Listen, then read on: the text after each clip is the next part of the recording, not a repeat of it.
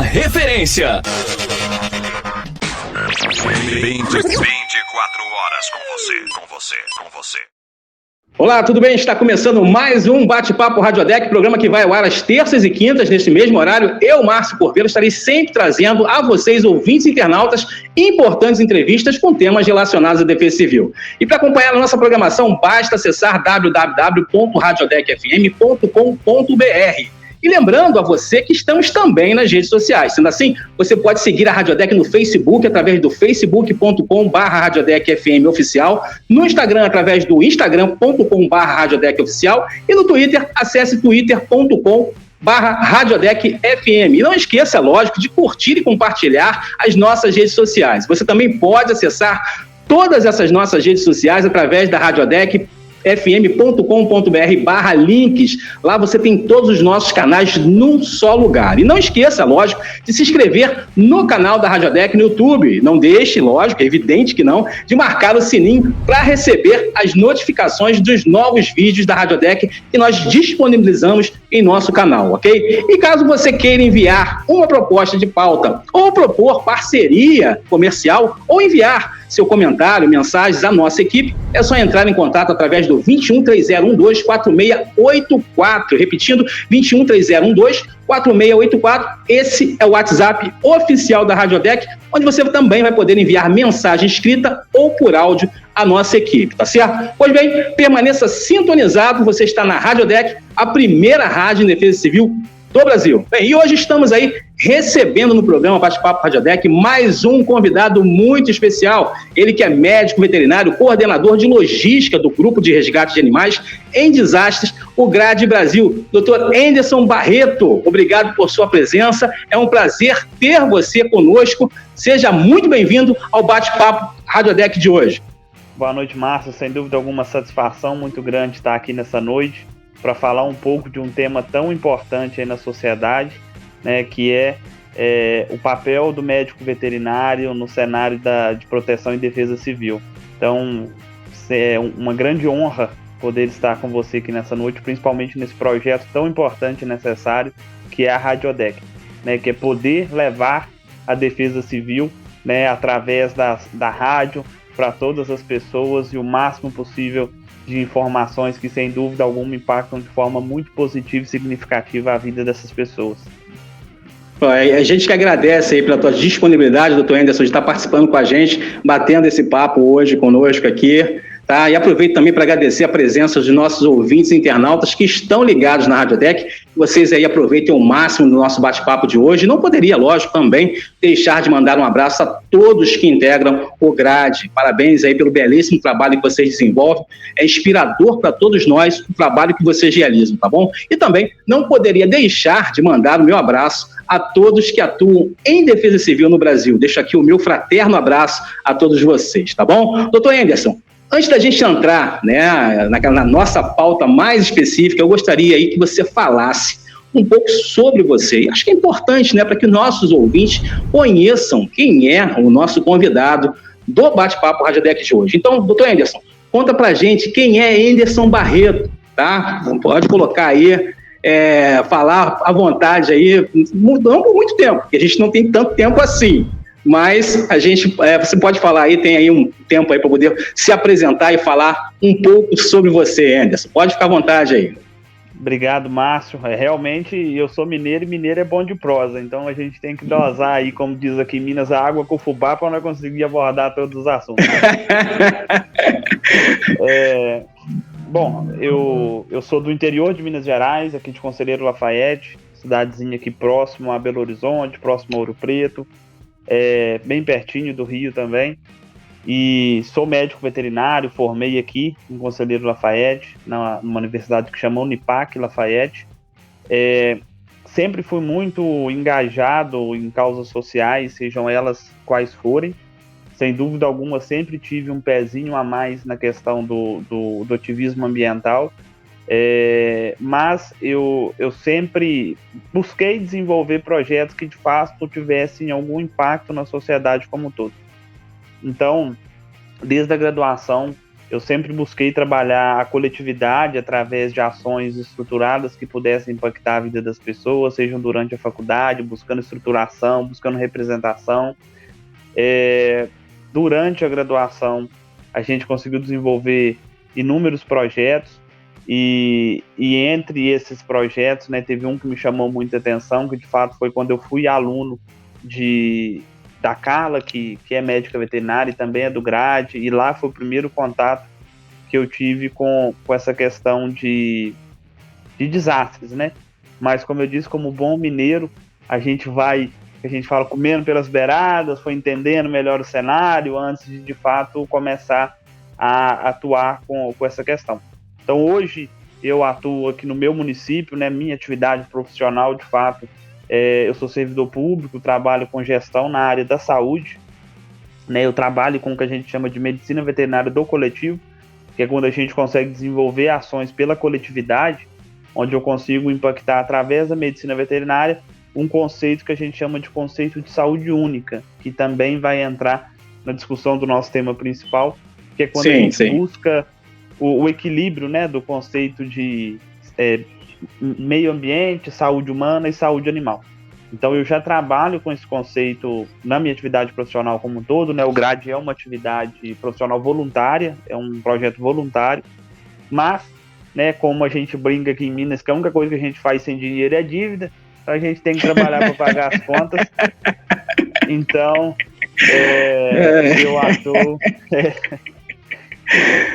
eu atuo como médico veterinário aqui dentro do SUS, aqui no meu município. E de fato, o desastre ele veio na minha vida, né, através do rompimento da barragem de Brumadinho, e sem dúvida alguma veio para ficar. Quem atua nessa área sabe o quão desafiador que é, mas também o quão apaixonante, né, que é poder contribuir com as vidas, sejam elas humanas ou animais, através da nossa atuação num cenário tão caótico como esse. Tá, e me diz uma coisa, o Anderson, antes de você participar, de estar fazendo parte do GRAD, você já tinha essa vocação na questão de atuar na parte, você sempre esteve muito ligado, era mais clínica ou mais, você também, essa parte da emergência, ou seja, veterinária de emergência? Isso, geralmente, as pessoas sempre procuram veterinário, né? A lógica é essa, sempre, muitas das vezes, nem por uma questão preventiva, né? Mas por uma questão, quando você tem aí a questão da emergência mesmo. E quando você começa a se deparar você começa a trabalhar, atuar na área, né, do GRAD, na área de desastres, você vê que a coisa ela é um pouco bem mais suntuosa, né? Você tem uma visão, né, de algo que acho que na própria medicina veterinária, na formação, você não tem, né? Você precisa, muitas vezes, é um curso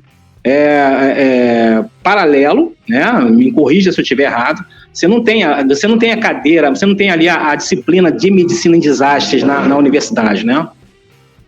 Não, isso sem dúvida alguma foi uma novidade. Hoje existe uma universidade no Brasil que está desenvolvendo uma matéria optativa na área de medicina veterinária de desastres, lá em Viçosa, mas que começou agora também. Na minha época não se tinha isso, né? Eu tive esse contato na graduação com a Carla, que foi quem fundou o GRAD. Na época, por coincidência, ela é daqui da minha cidade também, nós já éramos amigos, e ela trouxe essa pauta dentro de uma das matérias na veterinária, mas não nada específico. E assim, isso é muito, muito, muito engraçado, né, Márcio? Porque eu acho que toda graduação é isso. Todo mundo entra na graduação com um objetivo e chega ao final com outro plano estabelecido, né? Então, eu entrei na graduação para trabalhar eu sempre falo isso, que era um mundo muito distante de hoje. Eu entrei na graduação para trabalhar com gestão de propriedades produtoras de leite. E no final, eu finalizei a minha graduação com um trabalho de conclusão de curso sobre ações de resposta aos incêndios do Pantanal Mato Grossense. Então, é um mundo muito distante daquilo que a gente começa. E isso é natural de acontecer, sim. na maioria das graduações, né? Mas quando você aborda a questão da emergência, de fato, eu sempre gostei desse aspecto um pouco da adrenalina, né, que a atividade da emergência nos traz. E a graduação, ela te mostra um caminho, né? Eu acho que toda graduação ela te mostra um caminho. Mas o percorrer deste caminho, ele é outra história, né? Então, é uma história que eu acho que cada pessoa constrói ela. Eu sempre fui apaixonado com o fato de emergência, mas é muito distante quando você para pensar na emergência da rotina clínica, quando você pensa numa emergência no cenário de desastre, né? Uma emergência na clínica, por mais que ela seja uma emergência, você ainda tem um ambiente controlado. Você tem recursos, você tem, né, toda uma questão de asepsia, você tem todo um ambiente que realmente ele é moldável de acordo com a sua situação. Quando você pega um cenário de desastre, é diferente, né? A característica do desastre é o dinamismo. Então, é onde você tem que fazer o máximo com o mínimo, perante um cenário totalmente caótico. Então, isso também é algo desafiador, mas também que nos traz muito orgulho, porque, de fato, a maioria dos protocolos que estão estabelecidos hoje com relação à questão dos animais, somos nós que estamos desenvolvendo, nós que estamos trazendo para o Brasil, né? Então, a gente, inclusive, busca sempre gerar conteúdo científico, busca espaço nesses projetos como da Rádio ODEC para levar esse conteúdo para que ele possa atingir mais pessoas e, sem dúvida nenhuma, ser usado como embasamento para futuras ações. Então, eu acho que isso tudo entra nesse conceito de que, eu esperava trabalhar com emergência no cenário desse? Não, eu não esperava, né? Mas hoje eu atuo de forma muito honrosa. Eu falo que não tem romantismo, porque não é romântico trabalhar num cenário desse, mas sem dúvida nenhuma ele traz essa adrenalina que é inerente ao ser humano de querer ir lá, querer fazer. Não é romântico e é extremamente traumático, né? Porque você... Exatamente. Eu estava assistindo uns vídeos do Grade e aquilo mexeu muito comigo, cara. É um vídeo lá que aparece lá, acho que a médica atendendo um macaco, né, que estava morto. E aquilo ali, cara, e depois quando foi passando as cenas, né, tem vários né, cortes, né, de cenas que mostram aí que o impacto que foi, né, lá no Mato Grosso, tá? E a gente vê a necessidade, a grande necessidade de ter uma equipe realmente treinada e capacitada para essas situações. Eu fiquei assim, ao mesmo tempo que eu fiquei impactado com tudo aquilo, virei fã do Grade, a verdade é essa.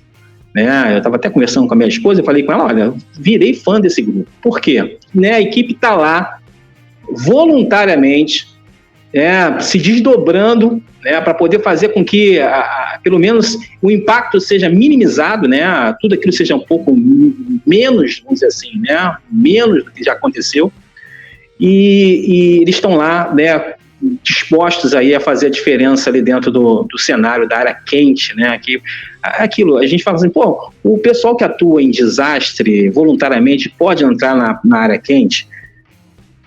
Depende. Eu estou falando isso porque eu fui da área de saúde durante mais de 20 anos.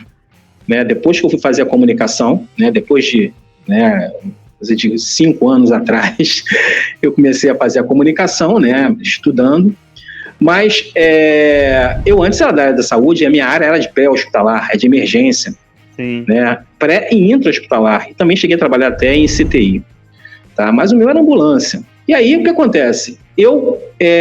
Quando você fala para mim assim, a gente vai com um pensamento, mas chega no meio do percurso, a gente começa abre-se um leque imenso, para que você faça a diferença numa área onde há uma carência muito grande de profissionais. Tá? E é bacana a gente ver o Grade se desenvolvendo nesse quesito, a partir dessa operacionalidade, dessas ações que são feitas. Tá? E me diz aqui outra coisa, o Grade, é um assunto que a gente vai falar daqui a pouco, mas o Grade ele só existe no Brasil, ele não existe o Grade em outro lugar no mundo, só tem o Grade no Brasil, né? Hoje ele é um grupo brasileiro, nacional, a gente tem profissionais em mais de 15 estados diferentes, Temos um membro que é da Argentina, que entrou no nosso último processo seletivo, mas de fato ele é um grupo brasileiro, né? Não que ele não tenha autonomia para atuar em outro país, desde que exija uma integração, né? Óbvio. Mas hoje ele é um grupo 100% de atuação no Estado brasileiro. Tá, beleza. Vamos deixar isso aí para a gente falar no próximo bloco, né? No segundo bloco a gente vai falar, a gente vai abordar tudo isso aí, estrutura organizacional, a parte administrativa, a parte logística, para que os nossos ouvintes eles possam conhecer, possam saber como é que funciona o GRAD, e até aqueles que têm interesse, né, Anderson, de participar do GRAD, né? Eu acho que vocês fazem um curso também de capacitação, né? Vocês também capacitam e treinam, né, o pessoal. Enfim, a gente vai falar isso no próximo bloco. Tá? Porque antes da gente prosseguir com o nosso bate-papo, nós vamos fazer uma parada rapidinho, é um intervalozinho curto, bem pequeno, tá? Aproveitar aí para quem está ouvindo aí, vai tomar uma água. Daqui a pouco a gente está de volta com mais bate-papo, com mais Dr. Anderson Barreto, aqui no Bate-Papo Radiodec, aqui na Radiodec, primeira rádio de defesa civil do Brasil. Daqui a pouco a gente está de volta, hein?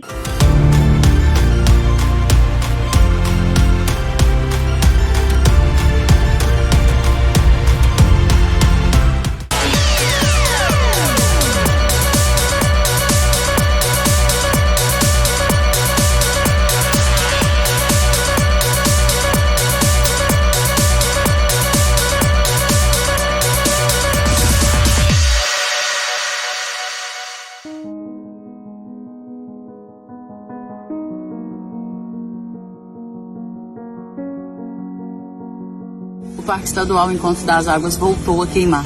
E já encontramos dezenas de animais queimados e debilitados. E esse é o cenário que a gente vai encontrar daqui para frente, devido aos incêndios que estão acometendo a região. Constatamos que ele estava bem debilitado, desidratado, com a face queimada, com a orelha queimada, com os membros queimados, com a mão queimada, a cauda queimada. Esse animal é mais uma vítima dos incêndios e o custo para a gente se manter nessa região é um custo muito alto e a gente precisa da ajuda de vocês para continuar ajudando os animais.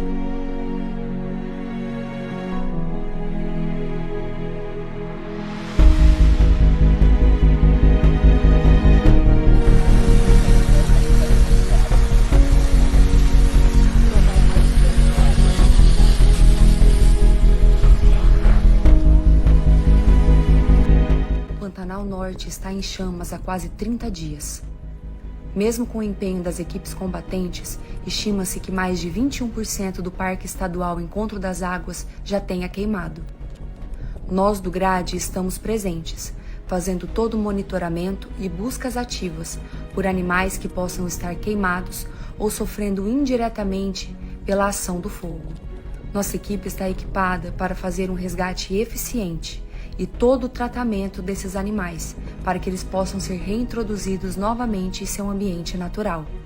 Você pode ser um contribuinte e ajudar o GRAD a continuar nessa missão salvando vidas. Doe, compartilhe o nosso trabalho para que ele alcance mais pessoas.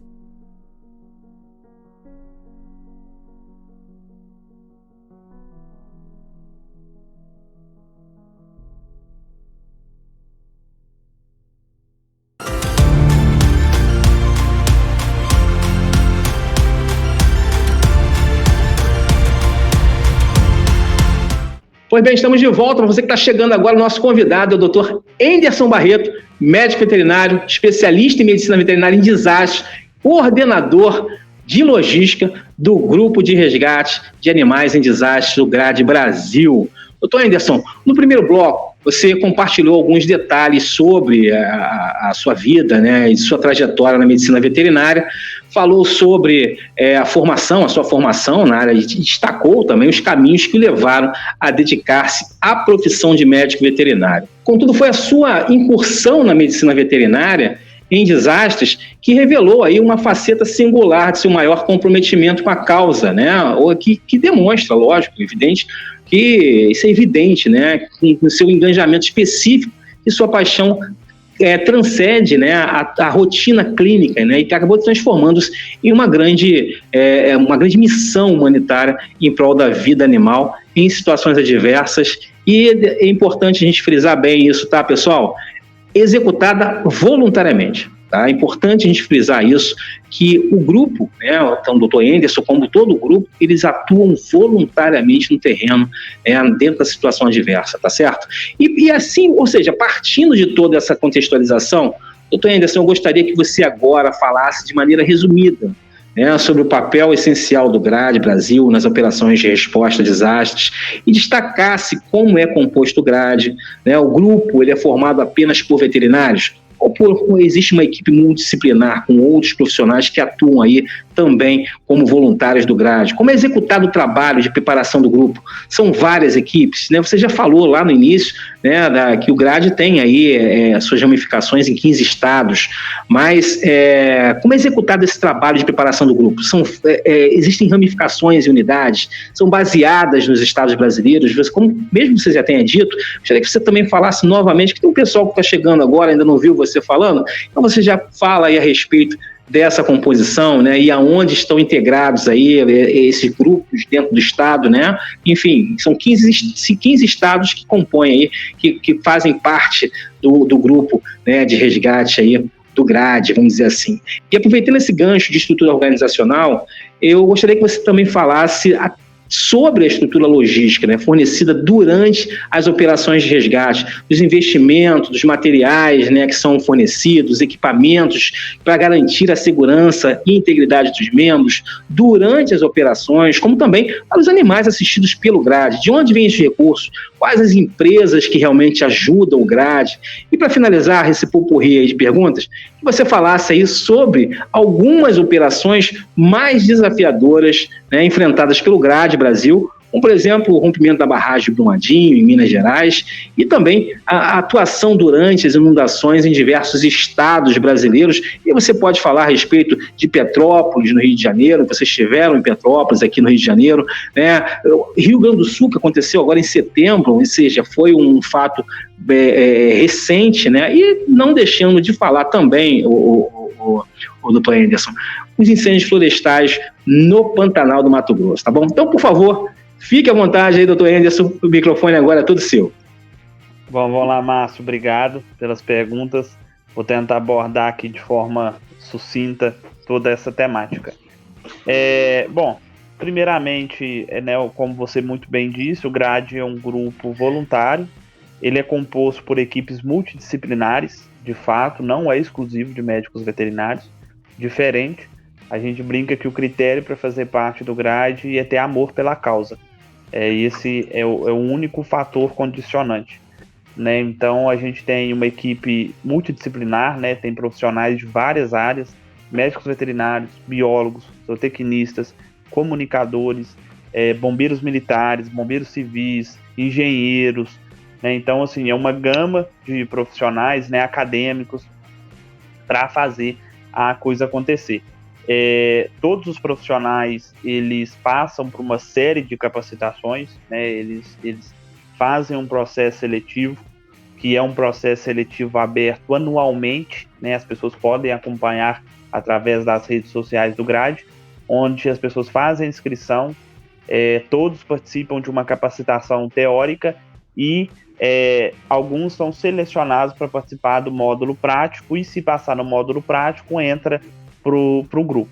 Então, são vagas limitadas, né? Normalmente a gente abre para cerca de 10 vagas, na média aí de 400, 500 inscritos, e a gente, dentre todos esses selecionados, dentre todos esses inscritos, 10 são selecionados a participar da capacitação teórica e prática, e se passar na prática, compõe o grupo, né? Então, todos os profissionais, eles são capacitados por uma série de capacitações, dentre elas a de brigadista. Todos são brigadistas de incêndio florestal, né, para poder atuar num cenário desse, desde a PH, enfim, são uma série de conteúdos que balizam esses profissionais exatamente para conseguirem ter capacidade técnica, discernimento e consciência do que é entrar numa zona quente, né? Então o GRAD hoje, ele acessa a essas áreas quentes,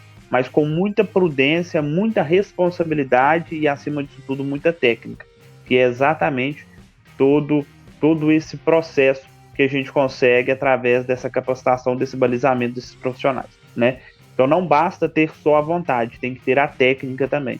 Então eu sempre falo isso, que muito mais do que querer estar, é querer estar e ter a responsabilidade e a consciência do qual é o meu papel ali, como eu devo proceder perante um cenário desse, né? Porque um desastre, ele não é um evento turístico, diferente.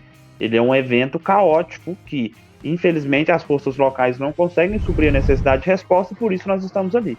Então, o nosso grande objetivo é ser solução e não problema, né? Sim. Então, esse é um grande contexto que o voluntariado tem que ter em mente, né? O GRADE, ele é uma organização não governamental, né? Mas a gente trabalha de forma integrada, porque é um princípio do desastre e é a integração de forças, né? Então a gente trabalha com o comando do incidente, seja ele municipal, estadual, federal, né? Enfim. Então a gente sempre vai se integrar esse comando para que se tenha essa atuação de forma conexa, né? Integrada como o sistema de comando estabelece. Isso é um fator principal e fundamental. Eu brinco que alguns comandos que a gente chega e integra, mas a gente, enquanto sociedade, não deixa de cobrar aquilo que precisa ser cobrado, como muito bem dito para você, os exemplos dos incêndios no Pantanal do Mato Grosso, né, onde a gente integrou, atuou, trabalhou conjuntamente, mas não deixou de cobrar aquilo que deve ser cobrado enquanto sociedade, né? Sejam planos de prevenções, que sejam estruturações a níveis de resposta mais eficientes, enfim, para que essas situações não aconteçam, né? Como o desastre do rompimento da barragem ocasionado pela Vale, a gente integrou, trabalhou de forma conexa, mas não deixou de cobrar que a empresa cumprisse com a sua responsabilidade legal, moral e ética. Então isso é mais um fator da sociedade, né? Porque o GRADE é a sociedade civil, somos nós enquanto cidadãos civis, cidadãos civis organizados que estamos lá. Então nós enquanto sociedade temos essa responsabilidade de dar a resposta, mas também cobrar a resposta, né? Então isso é uma responsabilidade, uma consciência que a gente tem, que a gente vai fazer parte da solução, mas também cobrar a solução. Então a gente não só milita na internet, mas também vai lá e põe a mão na massa. Isso é um fator muito importante que o voluntariado tem que ter também. Com relação à parte da composição do grupo, do GRADE, né? Você já falou que existem aí outros profissionais, multiprofissionais, né? Ou seja, multidisciplinares dentro do GRADE. Como é que é feita essa questão da logística, Anderson? Doutor Anderson, como é que a gente pode passar essa informação? Como é que a logística é executada pelo GRADE, né? Todo esse aparato que é colocado à disposição, ou seja, da equipe quando vai para o terreno, né? É evidente, a gente tem que ter um planejamento para isso e tem que ter uma operacionalidade para isso. E vocês vão para o local, o equipamento, vocês têm o equipamento próprio de vocês, ou esse equipamento ele é colocado à disposição da equipe para que a equipe possa fazer uso desse equipamento durante as ações? Não, Márcio, a gente hoje é um grupo que tem autonomia de atuação, né? E isso é um fator positivo, né? Que muitas vezes a gente consegue assumir posturas de resposta muito mais eficiente do que órgãos governamentais, exatamente por essa fluidez e autonomia, né? Da gente não fica esbarrado muitas vezes em processos burocráticos tão morosos. Mas todo esse fator, sem dúvida nenhuma, o fator logístico é o mais complexo, eu acho, de toda a operação, né? A maioria das operações, o fator logístico é o que mais implica, né? Que é realmente você conseguir gerar os recursos e o ambiente para que a equipe operacional consiga atuar, né? Sim. Então, dentre esses fatores logísticos, por mérito de justiça, não posso deixar de mencionar um dos nossos principais parceiros, que é a Latam Airlines, através do programa Avião Solidário, que realmente desloca as nossas equipes num tempo muito rápido para cenários de desastre que necessitam da nossa resposta. Então, eu, por mérito de justiça, não posso deixar de mencionar isso. Não, isso aí você está livre para poder fazer isso, cara, sem problema nenhum. E sem dúvida alguma, são graças a esses parceiros que nós também temos essa autonomia, né? São pessoas que acreditam no nosso trabalho e enxergam a importância da necessidade dessa atuação. Porque, infelizmente, seja a nível municipal, estadual ou federal, o poder público muitas vezes não tem braços suficientes para abraçar todas as questões que envolvem um cenário de desastre, né? E sem dúvida nenhuma, o papel principal, né, o fator principal de resposta são as vítimas humanas, né, no cenário desse, onde o governo vai colocar total energia, mas a gente não separa o inseparável, né? Então, os animais também estão presentes nesse contexto, e aí entra nossas equipes para suprir essa necessidade de resposta emergencial, né? Que é realmente poder tirar esse peso, muitas vezes, do município que não tem a condição, naquele momento, de assumir esse nível de resposta, para que a gente possa dar esse conforto, para que eles possam focar realmente energia nas pessoas. É claro e óbvio que isso não é um fator que os municípios devam ter esse conforto em pensar que a gente sempre vai estar lá, porque, como eu disse, né, nós somos um órgão não governamental e nós somos atores coadjuvantes e não principais. Então, os municípios que têm essa reincidência, eles já precisam se organizar nessa questão, porque a cada vez que passa está mais claro a necessidade de respostas estruturadas para os animais, né? Porque nós chamamos principalmente das famílias multiespécies, né? Hoje as famílias multiespécies são aquelas realmente compostas pelos seres humanos e os animais que os têm, né? As pessoas já têm os animais como de fato um membro efetivo da família. Quando a gente pensa na questão da logística, eu sempre falo isso, que por mais que existam cenários de desastres onde os tipos de incidentes são comuns, nenhum cenário é igual ao outro, né? A inundação que vai acontecer em Minas Gerais não vai ser igual à que vai acontecer na Bahia, que vai acontecer no Espírito Santo, que vai acontecer em São Paulo ou no Rio de Janeiro. Cada perfil de incidente é um. E ainda digo mais, né? A inundação que acontece num ano, você pode ter certeza que do próximo ano, se acontecer, não vai ser igual.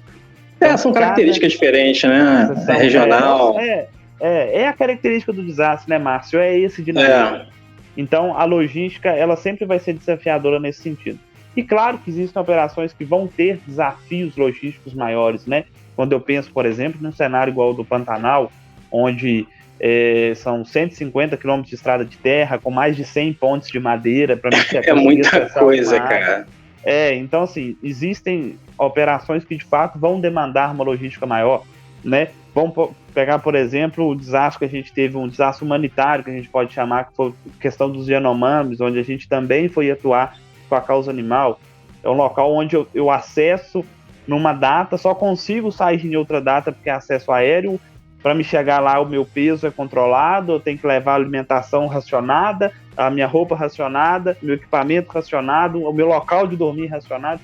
Então, assim, são fatores fundamentais, todo um planejamento de logística em cima disso. E quando envolve a questão animal, é mais complexo ainda. Porque eu sempre falo que, quando eu chego, por exemplo, num desastre igual teve em Petrópolis, foram mais de 1.000 resgates de animais. Eu tenho, não é só ir lá e pegar, eu tenho que pegar, eu tenho que estabilizar, eu tenho que triar, eu tenho que destinar, e depois de tudo isso feito, eu tenho que saber quem que é o dono, para depois eu ter toda essa logística reversa de devolver esse animal. Então, assim, são fatores logísticos muito complexos que não se encerram no momento do incidente, né? Ele vai se perpetuando até que eu consiga devolver esse animal para alguém. Isso é, quando tem alguém para devolver o animal. Então, essa pergunta que eu queria te fazer. Quando acontece o desastre, né, e vocês vão fazer o socorro lá ao animal, né, aos animais, vamos dizer assim, esses animais que já têm dono, vamos dizer assim, tem uma boi, cabras, suínos, esses animais, eles ficam concentrados em algum local, eles vão para algum local e ficam nesse local, e há um controle desses animais com os donos, que às vezes o dono perdeu tudo, perdeu a casa toda, não tem para onde voltar. E aí esses animais, eles são tirados dessa área, que é uma área crítica, e é posto em uma área mais segura para eles. Tá? Como é que é feito isso? Como é que esse animal ele tem esse controle? Vocês têm esse controle do dono que está ali? Lógico que os donos que sobreviveram, né? Que tem desastre, que morre todo mundo e os animais ficam à deriva no meio da estrada, perdidos aí. Tá? Então fala pra gente a respeito disso. Tem essa questão, para onde que eles vão? Esses animais ficam onde? Então, é o que eu disse, cada cenário vai ser um cenário, mas vamos tentar trazer alguns aqui com base em experiências reais, né? Vamos pensar primeiro na fauna doméstica, né? Que é basicamente cão, gato, enfim, e alguns animais de grande porte. Quando eu pego cão e gato, quando eu efetuo o resgate, obviamente já durante o resgate já tem que ir criando esse link de que, poxa, eu estou levando, mas eu preciso dar uma destinação. Então já no momento do resgate você já faz uma leitura do ambiente para tentar identificar se o animal tem tutor ou não. Beleza, ele tem tutor, então qual que é a condição deste tutor, né? Se ele está desabrigado ou se ele está desalojado, né? Se ele tem um local para ir, se para onde ele vai ele tem condição de levar o animal. Se ele não tem, né, qual que é a previsão de estabilização, de retorno para casa ou para algum outro local que ele possa receber esse animal, né? E aí a gente negocia muitas vezes com o município um local para a destinação desses animais.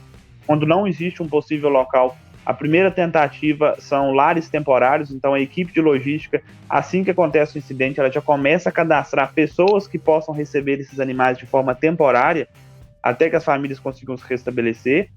E alguns outros cenários é estabelecido um abrigo dos animais junto com os abrigos humanos também, na maioria das vezes escolas, então, ou numa quadra da escola, enfim, porque o que a gente busca muito, Márcio, é sempre manter o vínculo afetivo do tutor com o animal.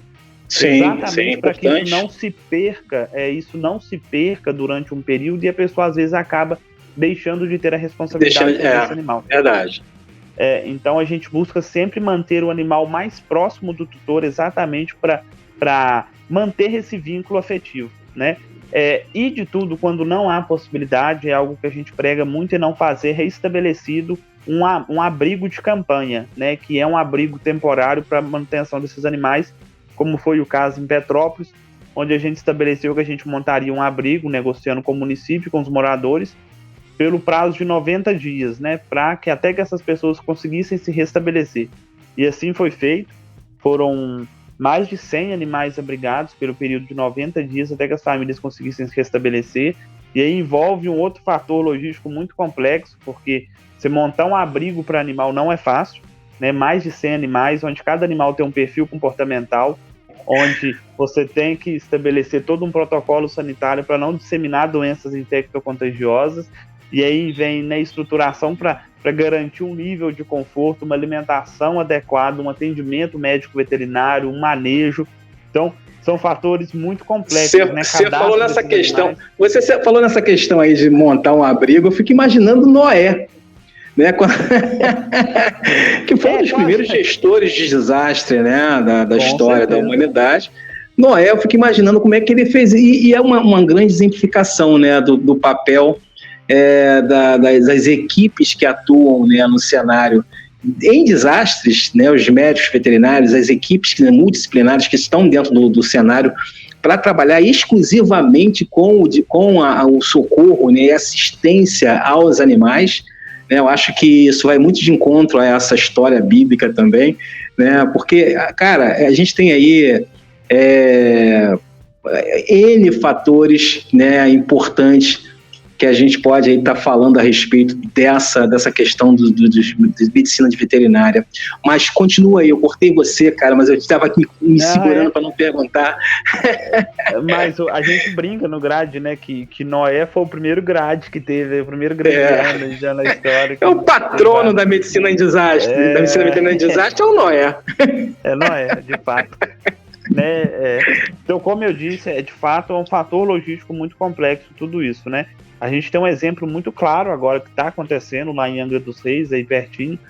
Sim. De fato foram isso, né? Foram mais de 300 desabrigados e a gente deslocou uma equipe para lá, principalmente para prestar assistência para o município na estruturação de um plano de resposta, onde, né, foi decidido que os animais ficariam com as pessoas no abrigo humano até que elas pudessem retornar, e os que tiveram que ficar em casa seria dada manutenção desses animais nesse local.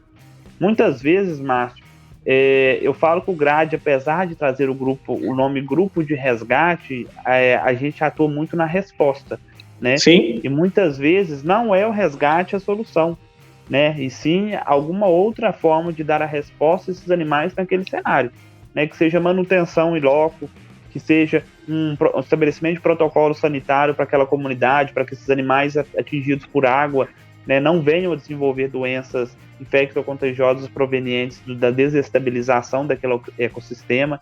Então, são uma série de questões que o GRAD atua exatamente no conceito de garantir a saúde daquela comunidade, e não apenas fazer o resgate. Porque ir lá, retirar o animal é o de menos, né? Claro que envolve técnica, envolve equipamento, envolve tática, estratégia, mas isso é o de menos, né? Isso é a pontinha do iceberg. Né? A manutenção disso aí que é complicado, né? É isso aí, cara. Você resgatou, e aí? Para onde eu vou levar, né? Então tem todo um fluxo de geração de informação, um fluxo de APH, né? O atendimento pré-hospitalar, depois estabilização, depois triagem, encaminhamento, depois é o que eu disse, né? Logística reversa de devolução. Então são vários contextos que, de fato, a logística nos traz num cenário desse. É fazer chegar os equipamentos, é fazer chegar a equipe, é fazer chegar, né, a viatura correta, é articular com os parceiros ali para que as coisas fluam da melhor forma possível. Isso eu estou falando num cenário com animal doméstico, né? Sim. Num aspecto os pets, né? Os pets. E eu digo até mais, por exemplo, a questão, por exemplo, de um animal de grande porte, como foi em Brumadinho. Sim. A gente teve que fazer resgates aéreos com bovinos, né? Tivemos que içar boi de helicóptero para tirar da área quente, poder levar. É mesmo? Isso tem lá no nosso Instagram, depois eu vou te compartilhar. Que é outra operação extremamente complexa, né? Porque você levantar um animal de 400, 500 quilos do chão com um helicóptero... É bem complexo, né? Bem complexo. Você pensar assim, é um animal que já está afetado, a condição clínica dele já está afetada, aí você tem que anestesiar esse animal, porque se ele movimentar, ele vai jogar a aeronave no chão, aí tem que içar ele, depois, né, num curto período de prazo, chegar numa área onde tem que descer, tem que reverter a anestesia, tem que estabilizar de novo. Então, assim, são fatores logísticos muito complexos, né? Porque uma coisa é eu manejar um gato, um cachorro, outra coisa é eu manejar um boi Nelore de 400 quilos, extremamente arredio, bravo. Então tudo isso envolve muito planejamento e muita logística.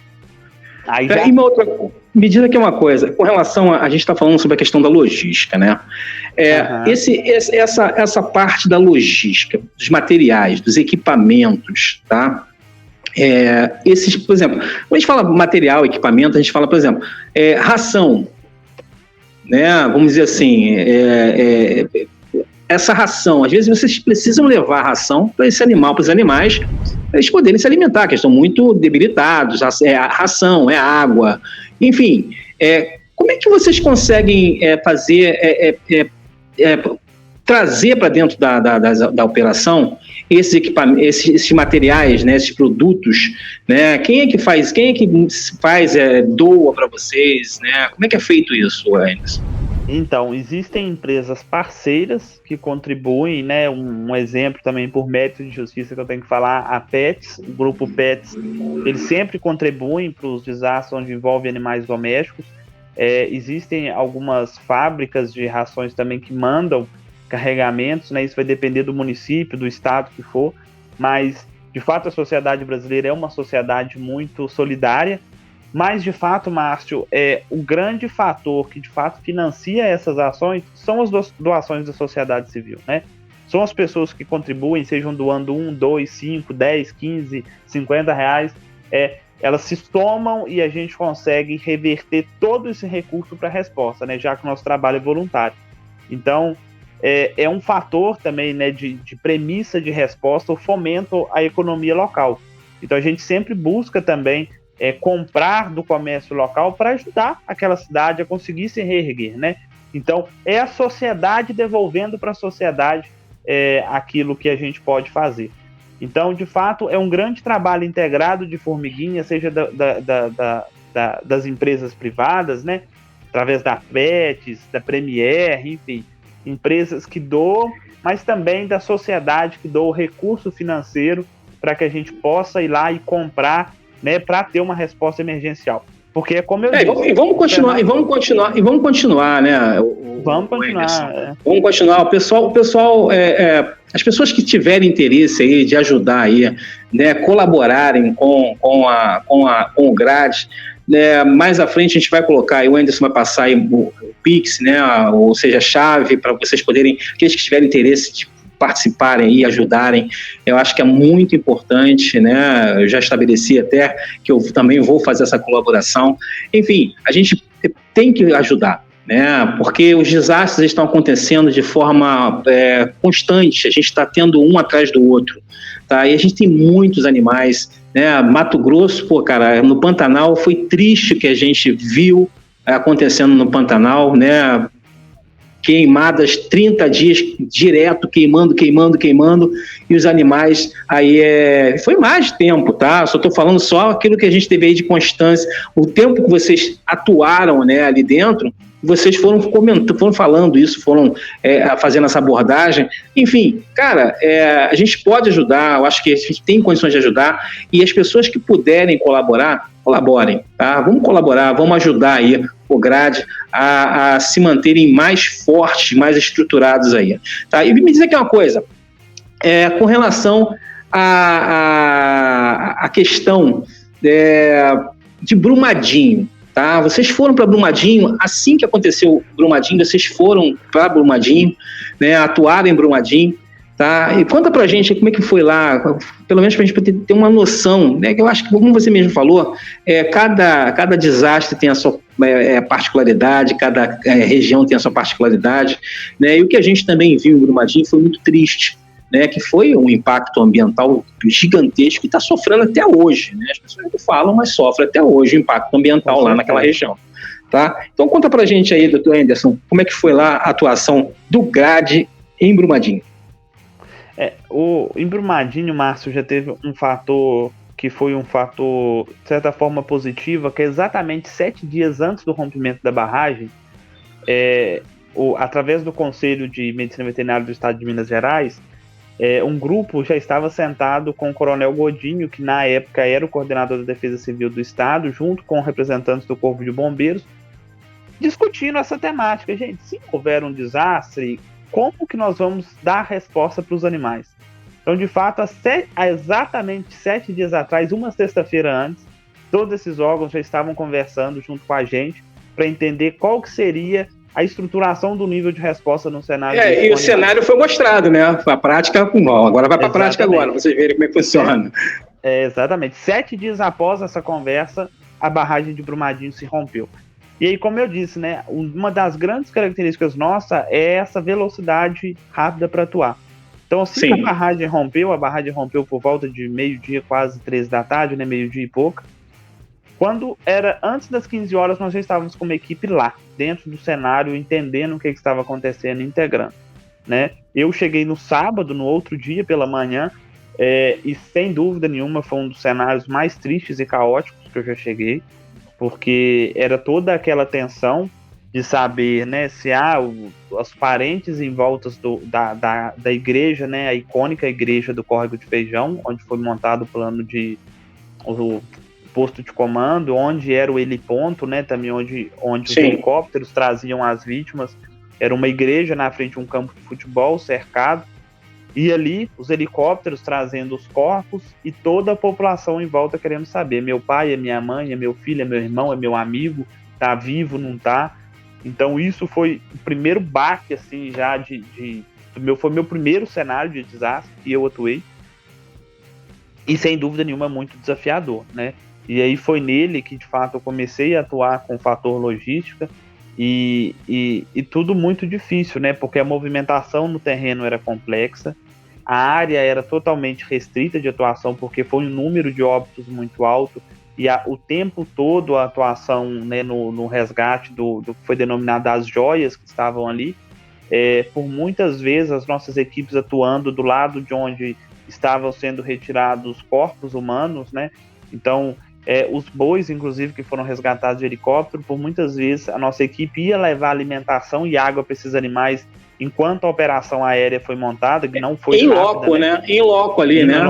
Em loco, então assim, você estava alimentando, tratando, estabilizando um animal aqui, e do lado o bombeiro retirando um ônibus com várias pessoas mortas ali do lado. Então, isso também tem que ter uma estabilização emocional muito grande e prepare técnicas, estratégias para poder atuar num cenário desse. Como eu disse, não é romântico. Então, Brumadinho foi muito desafiador nesse sentido, porque foi uma extensão territorial relativamente grande, né, Márcio? Sim. Ele comparado ao cenário de Mariana, foi o número de animais menor, né?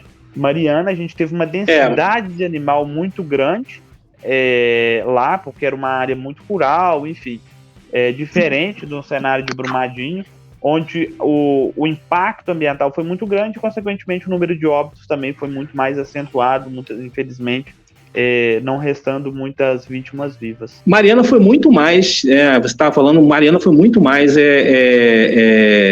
o quantitativo de animais foi muito maior em Mariana, né? O Brumadinho foi mais mortes, foi mais a questão de humanos, né? E Mariana foi muito mais animais foram mais impactados, foi Mariana, né? Muito. E com relação a Brumadinho, sim, a gente teve um número de vítimas animais a serem resgatadas em Mariana muito maior do que em Brumadinho. E com relação a essas inundações, as enchentes, eu tive em 2011, eu participei, eu fiquei 15 dias na região serrana do Rio, tá? Atuando diretamente no município chamado Sumidouro. E eu estava com uma equipe lá de operadores, né, de resgate. A gente acabou até assumindo boa parte do atendimento, né? E acho que foram 2 distritos ali de Sumidouro, e a gente via também muitos animais mortos, pelo caminho. E no caso, vocês participaram agora recentemente, vocês foram a Petrópolis, né? Vocês trabalharam em Petrópolis, né? E recentemente no Sul, né? Agora que passou esse período agora, acho que foi setembro, né? Foi meio de setembro, vocês estiveram no Sul aí, fazendo aí, dando atendimento também. Conta pra gente aí, o Anderson, a gente tá com um tempinho já estourando aqui, mas tem os acréscimos ainda. Tem os acréscimos ainda. Conta pra gente a respeito do Sul, do Sul do país, como é que foi lá? Nós empenhamos uma equipe lá para a região de Mussum, Roca Salles, Encantado, enfim, que foi uma das regiões mais afetadas no Rio Grande do Sul. Na verdade, esse ano o Sul sofreu muito, né, Márcio? E a região sul do Brasil sofreu muito, vem sofrendo muito com as chuvas. Sim. Esse ano a gente atuou lá no meio do ano e agora no final do ano de novo. Mussum foi um cenário assim, muito caótico, um dos cenários também de inundação, onde eu vi uma das maiores destruições que eu podia ver na minha vida. Eu nunca imaginei que o nível de água pudesse subir tanto como subiu em Mussum, que foi uma das cidades mais afetadas, né? Então foram histórias que a gente pôde presenciar lá que, sem dúvida nenhuma, mostraram o tamanho da destruição causado aí por essa inundação. E o cenário de inundação, ele é isso, né? Ele traz esse dinamismo muito grande e desafios muito grandes, né? Porque muitas vezes ele destrói uma área muito grande de uma cidade, como foi o caso de Mussum. Mussum teve, né? A força da água foi tão grande que ela levou várias casas, de realmente deixar só a base. Inclusive hospital, né? Inclusive hospital. Então, assim, a cidade de Mussum foi extremamente afetada. Então, assim, e a gente viu, né? A gente viu nas reportagens, né, nos vídeos, o pessoal mandando nas redes sociais, quando a água chegou, né? Ela foi chegando no município. E é algo assim assustador, né, cara? Você vai vendo aquilo ali chegando, assustador, passando, rasgando o município. E você fica imaginando a vulnerabilidade que né, com relação aos animais, né, aos bichos, por exemplo, pelo caminho daquelas águas, deve ter arrastado aí vários animais, né? Animais foram sendo arrastados no percurso daquelas águas ali. Eu fico imaginando no ponto final daquela água a quantidade de bichos, né, de animais mortos pelo caminho. Lá em Mussum, Márcio, foi um dos cenários mais tristes que a gente viu nesse contexto. Porque a gente chegava na cidade, não tinha pessoas nem animais, né? Mais da metade da cidade foi afetada de forma direta. Então, a população dela teve que ir para outro município se abrigar, porque a cidade estava realmente destruída. E aí você encontrava-se pouquíssimos animais na cidade. Por quê? A água chegou em locais ao 3º andar. Então, assim, o que tinha lá, ela realmente levou. Então, foi uma devastação gigantesca, né? Mas claro que, obviamente, tinham animais que conseguiram sobreviver e precisavam de resposta, né? E o Sul trouxe um fato, né, um animal icônico, que é o Valente, que é um boi que conseguiu sobreviver. Ele foi arrastado, foi encontrado no alto de um morro que a água levou ele, com uma fratura de pata. O Valente hoje, inclusive, ele vai receber uma prótese, ele teve que ter um membro amputado e vai receber uma prótese. Isso é muito triste, né, rapaz? Então, mas assim, eu falo que de todos ele ainda é uma história de superação, porque é um boi, né? O tutor não queria que ele fosse eutanasiado e a gente respeitou essa decisão, claramente. Hoje ele vive numa universidade lá de Caxias do Sul. E ele é uma história de valentia mesmo, porque ele sobreviveu. Superação, pura superação animal, né? E de forma, né? E isso é muito raro, né? A gente colocar uma prótese num animal de 300 quilos. Então ele vai receber, inclusive, uma prótese que vem sendo desenvolvida desde o incidente para que ele possa ter uma qualidade de vida e realmente ser um sobrevivente. Manda essas fotos pra gente, se vocês tiverem foto, cara, manda pra gente. Né, para a gente poder fazer uma matéria, uma pauta a respeito do Valente, né? Vou te mandar a história do Valente. Porque eu acho que isso é importante, né? Até por resgate que foi feito, né? Conseguiram salvar esse animal, mesmo que ele tenha que ser amputado, mas a gente tem aí a garantia, né, de que o animal ele sobreviveu, né, e manda pra gente fazer uma pauta. Eu vou colocar lá que o boi que foi resgatado aí pela equipe do GRAD. Manda pra mim essas fotos, tá, Wenderson, pra gente poder fazer uma pauta bacana, fazer uma matéria bem legal aí para falar a respeito do Valente, né, que foi socorrido aí pelo pessoal do GRAD. Cara, a gente está com o tempo estourado, falta aí 3 minutos, a gente está com o nosso tempo estourado. Acho que foi falado tudo, né, Anderson? A gente falou a respeito da questão dos investimentos, dos equipamentos de qualidade. E me diz outra coisa, como é que é feita a comunicação de vocês? Como é que é feita a comunicação das equipes entre vocês, né, no terreno? Isso também é um assunto bem legal que você pode aí dar uma explorada nisso aí, Anderson. Hoje, Márcio, graças a parcerias também, a gente conseguiu adquirir equipamentos que nos permitem essa comunicação em tempo real, seja no cenário que for, no local que for, né, graças à Spot Brasil, que é uma empresa que produz comunicadores via satélite. A gente fez aquisição de equipamentos que permitem tanto a localização quanto a comunicação via satélite de forma bidirecional das nossas equipes. Né, por exemplo, bacana, hein? No cenário do Pantanal, por exemplo, onde as minhas equipes entram em locais extremamente inóspitos, né, no meio da mata, sem mínimo de sinal de celular ou rádio comunicador, mas a nossa central administrativa recebe a localização a cada 10 minutos e ele permite tanto receber quanto enviar mensagens via satélite, SMS ou e-mail. Além de ter uma função chamada SOS, em caso de risco iminente de morte, eu aciono um botão de função SOS e ele aciona uma equipe de resgate para mandar ajuda. E além de outros equipamentos que nos permitem garantir de segurança, porque segurança para nós é o principal fator numa operação, né? Que é realmente a segurança das equipes. Sim, acho que é fundamental, né? Acho que a gente sabe, todo mundo sabe que trabalha com resgate, sabe que a prioridade número 1 é a segurança da equipe que vai atuar, né? Com certeza. Isso aí é um fato, tanto na parte da medicina veterinária em desastre, como na outra, da medicina, né, que a gente tem, emergência, enfermagem. A gente sabe que a prioridade número 1 é da equipe que está atuando, porque a equipe não pode ser abatida.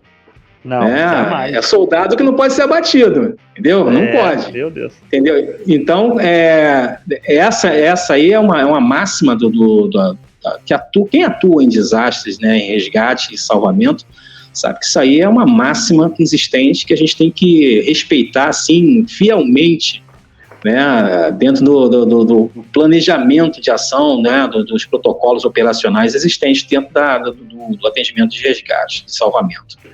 Bem, Anderson, cara, a gente tem aí, cara, para falar várias horas e horas, a gente vai ficar aqui falando, né, sobre esse tema que é um tema extremamente vasto, né, com uma complexidade muito, muito grande. Mas, infelizmente, cara, a gente tem um tempo muito curto, né? Nosso tempo já está estourando, já bateu aí 1 hora aí, a gente tem aí mais uma gordurinha aí das nossas paradas. Mas, cara, eu já de antemão, né, a gente já deixo aqui aberto, né, para o Grade aí ter aí abertura na Rádio Deck, o que a gente puder fazer para estar divulgando, veiculando as informações de vocês, pode ficar aí à vontade.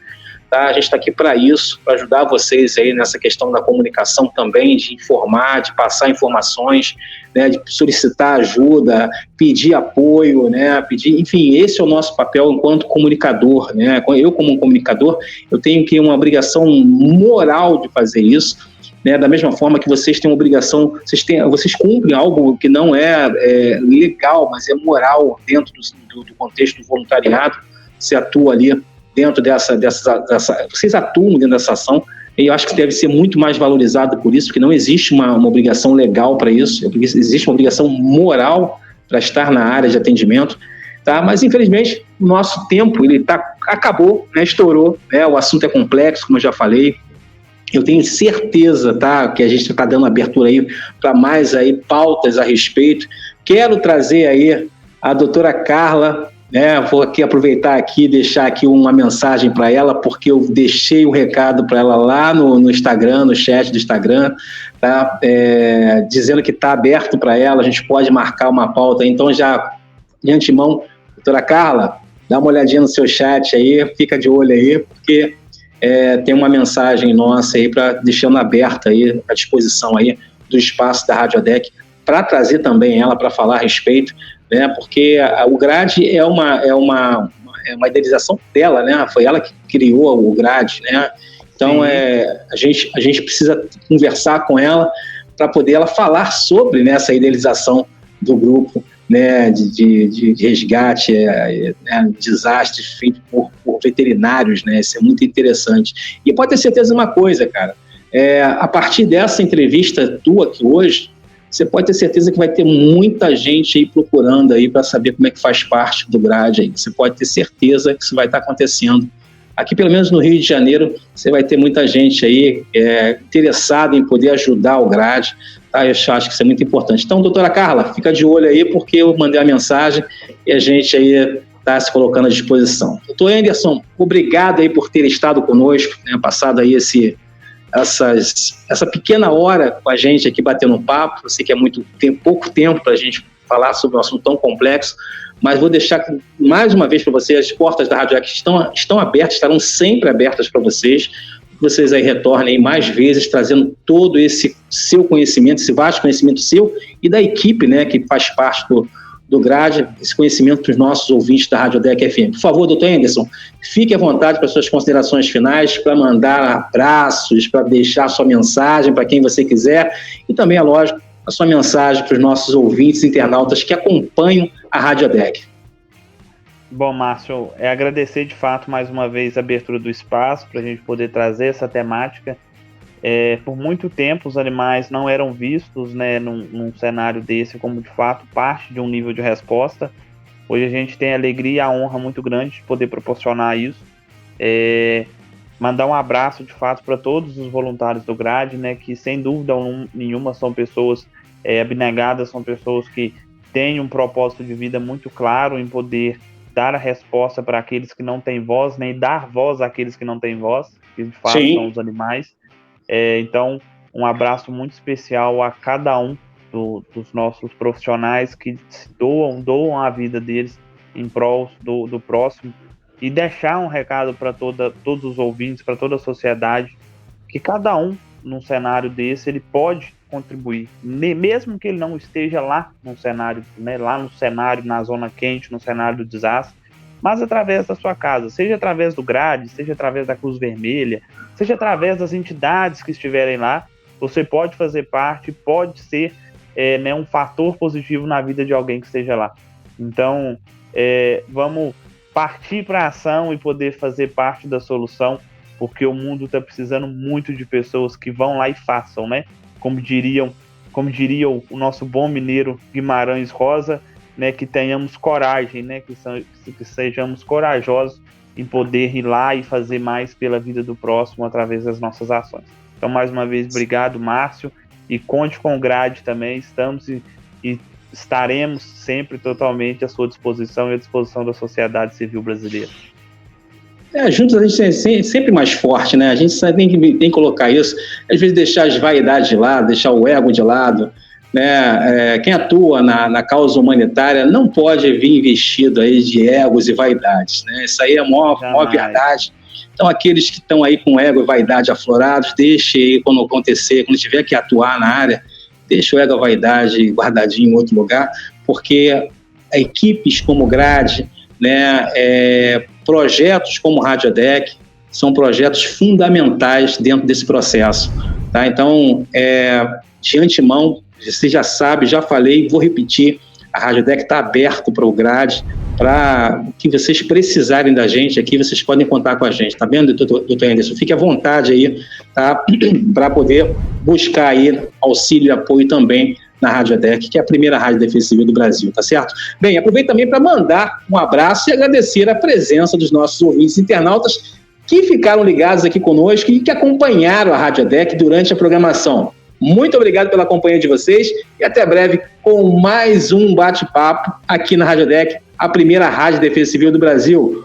Forte abraço a todos. Doutor Anderson, gratidão sempre. Defesa civil, somos todos nós. Um grande abraço, doutor Anderson. Tá? Que Deus abençoe a todos vocês. Um abraço, boa noite a todos.